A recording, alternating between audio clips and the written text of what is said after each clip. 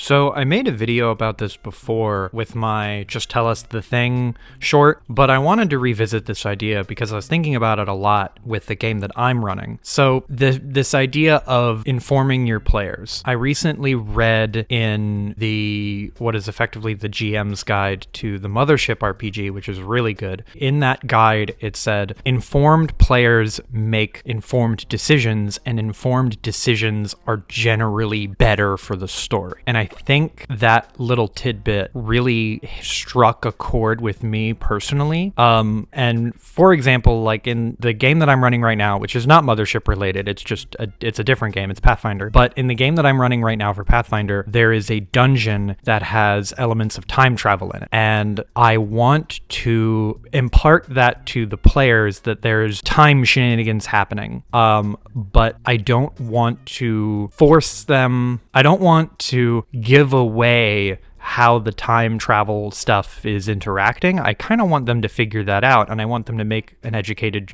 and I want them to make a decision on whether they decide to pursue it or not, because there's a little hang up with this time travel thing. And the main hang up is that if they pursue this idea too far, or if they go too deep in the dungeon, time will start flowing without them, and the world will move on at some as of yet determined rate. And I think that would be a cool idea, but I don't want to surprise the players with this. I don't want to just, oops, it's been 3 weeks and you were gone from the world for that time, or oops, it's been a whole season and you were just missing from the surface world for however long, right? Because I don't want to foster a sort of antagonistic, like, surprise, I got you on this one kind of relationship between me and the players. And I think having that information is better. I've put suitable rewards in the dungeon, so I will tell them, like, hey, there are things in this dungeon that are worth getting, but you have to take the risk that time is going to continue to move without you. And